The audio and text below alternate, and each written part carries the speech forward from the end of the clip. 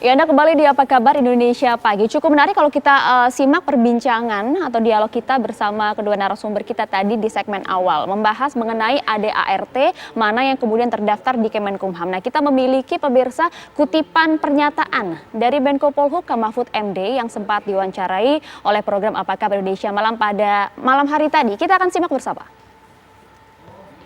Bagi pemerintah yang saat ini sedang sah, itu adalah ketua umumnya AHY dan statuta yang ADART yang masih sah berlaku sampai hari ini adalah ADART tahun 2005. Nah, oleh sebab itu KLB yang di Deli Serdang itu akan dinilai kesahannya nanti sesudah dilaporkan apakah KLB itu memenuhi syarat seperti disebut oleh Pak Max tadi atau tidak. Saya sudah membaca ADART dan Undang-Undang Nomor 9 tahun 98, ukuran-ukurannya sudah jelas. Oleh sebab itu, bagi pemerintah sampai saat ini belum ada masalah hukum terkait KLB ini. Masih seperti biasa. Baru nanti kalau Pak Max dan kawan-kawan mendaftarkan ke pemerintah, adanya pergantian kepengurusan dan perubahan ADART berdasar hasil KLB, kita nilai ini bisa disahkan apa tidak. Nah, nanti kan Partai Demokrat juga yang dipimpin AHY bisa mengajukan sanggahan-sanggahan dan keberatan. Nah, apapun keputusan pemerintah nanti bisa diadili lagi, bisa dibawa ke pengadilan, digugat.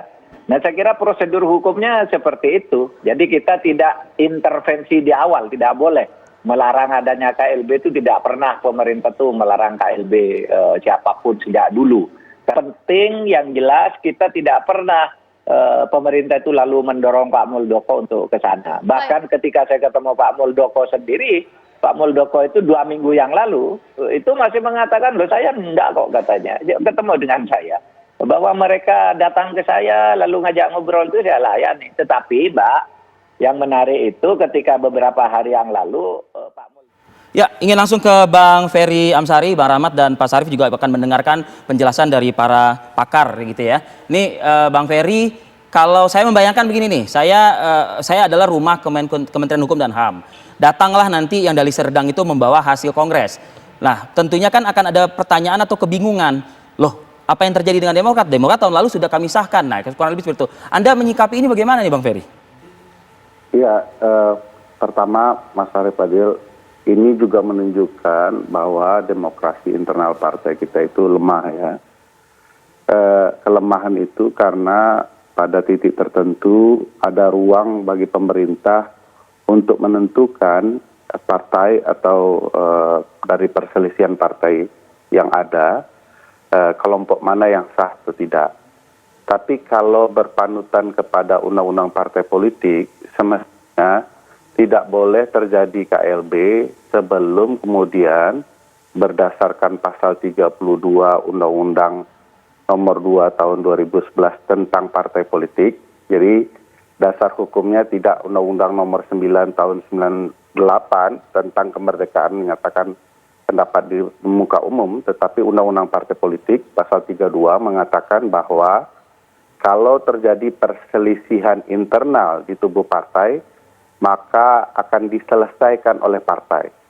Melalui apa? Melalui mahkamah partai.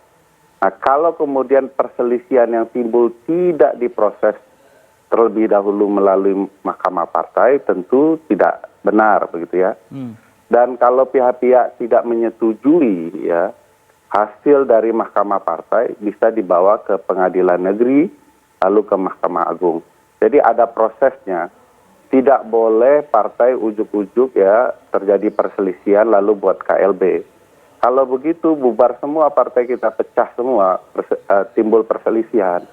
Karena akan ada pihak-pihak tertentu yang berselisih paham atau beda pandangan akan membuat partai tandingan atau kelompok tandingan di tubuh partai. Tapi Bang Ferry kan membuat KLB kan tidak bisa segampang itu kan, ada persyaratan lah ya kan, begitu kan, seperti kayak panitia harus DPP, lalu juga 50% DPC, 2/3 DPD, lalu disetujui oleh Ketua Majelis Tinggi, seperti itu. Ya, apapun syarat membentuk KLB di dalam ADART ADART itu tidak boleh lebih tinggi dari kehendak undang-undang partai politik. Ini juga bertujuan, Mas Arief, untuk menjaga ya, agar partai kita tidak semraut urusannya. Karena kejadian apa yang dialami oleh Demokrat ini kan berulang, sudah pernah dialami oleh beberapa partai lain terkait perselisihan. Dan ujungnya selalu sebenarnya soal ruang atau peran pemerintah dalam menangani perselisihan partai politik itu tidak pernah fair ya. Apa yang disampaikan oleh Prof. Mahfud dan pemerintah sebenarnya bagi saya lebih mirip kamuflase saja. Bahwa apakah pemerintah terlibat, menurut saya sudah jelas. Dengan masuknya Pak Muldoko ke dalam Partai Demokrat dan menjadi Ketua Umum versi KLB di Sumatera Utara, sudah mempertegas bahwa istana dalam titik tertentu terlibat, bahkan kemudian memainkan perannya. Oke, Bang Ferry. Nah, oleh karena itu agar prasangka politik itu bisa disingkirkan, maka prosesnya harus proses hukum. Apa proses hukumnya? Menurut Undang-Undang Partai Politik sudah jelas, mestinya perselisihan internal ini terlebih dahulu diselesaikan di dalam tubuh partai.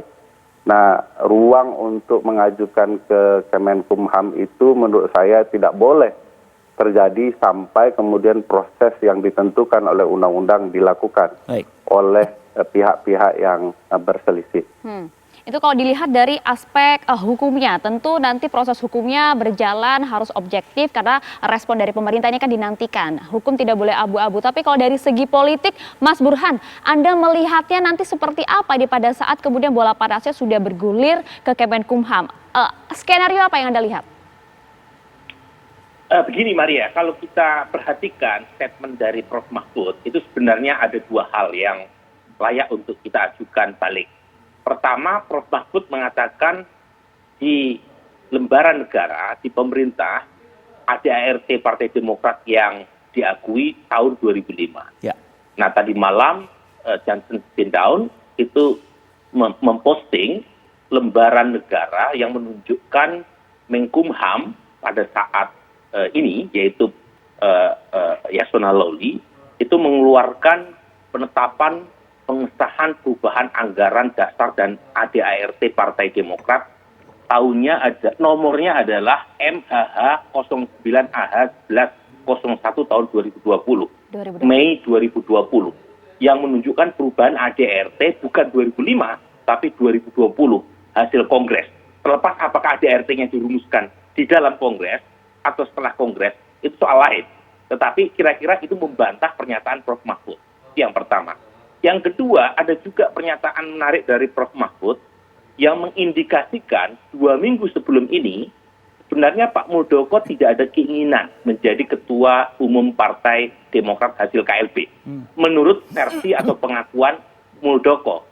Tapi pernyataan Ketua Majelis Tinggi Partai Demokrat, yaitu Pak SBY, yang mengeluarkan pernyataan sangat keras ya, Partai Demokrat not fosil dan seterusnya, itu memantik seorang Muldoko untuk melakukan langkah berikutnya. Nah, saya tidak mau masuk ke urusan yang terlalu detail terkait dengan konflik internal itu, tapi kalau kita mengacu pada pengalaman sebelumnya, Maria, Arfi, itu menarik. Itu dua-duanya kasus politik atau kasus hukumnya itu bisa berjalan secara paralel. Jadi misalnya dalam kasus PKB, tahun 2008, Dewan Syuro PKB saat itu almarhum Gus Dur memecat Cak Imin sebagai ketua Tanfidiyah, sebagai ketua PKB. Cak Imin melakukan gugatan ya ke pengadilan dan kemudian sampai tingkat MA, kebetulan menang, dikembalikan ke hasil muktamar 2005. Nah, setahu saya saat itu pihak pemerintah itu menunggu proses pengadilan. Ya. Sejauh mana hasil pengadilan mempengaruhi juga keputusan pemerintah untuk melihat mana yang dianggap sah. Karena bagaimanapun kalau politik ya dalam hal ini adalah pemerintah mengesahkan salah satu pihak, sementara proses pengadilan masih berjalan dan ternyata belum secara ingkrah gitu ya menetapkan siapa yang menang, pemerintah juga dalam pertanyaan besar karena dianggap memihak salah satu kubu. Nah, Tapi poinnya adalah kira-kira begini, apapun hasilnya kalau kita mengacu pada pengalaman perpecahan Golkar antara kubu Abu Rizal Bakri dengan Agung Laksono, kemudian perpecahan di PKB antara kubu Gus Dur dengan Matori atau kubu Gus Dur dengan Caimin, P3? ataupun P3, itu semuanya berujung pada satu hal, yaitu turunnya atau anjloknya perolehan suara partai-partai yang mengalami perpecahan. Jadi saya ingin katakan kepada Bung Rahmat, kepada Pak Sarif. Mas Sarif, siapapun yang menang pasti ada yang terluka. Dan yang paling terluka adalah Partai Demokrat itu sendiri. Tapi Mas Burhan, kalau berdasarkan beberapa sejarah partai tentang dualisme ini, sebenarnya kan kalau kita lihat beberapa kasus tersebut kan kedua kubunya sama-sama dari internal partai. Sedangkan untuk hal ini yang cukup menarik kan adalah ada faktor pihak eksternal di sini yang juga memiliki kemudian kekuasaan di pemerintahan. Tapi jangan dijawab dulu Mas Burhan, kita jeda terlebih dahulu ya Mas Burhan, kita tahan dulu, kita jeda terlebih dulu Mas Burhan. Kita akan kembali di Apa Kabar Indonesia Pagi sesaat lagi pemirsa.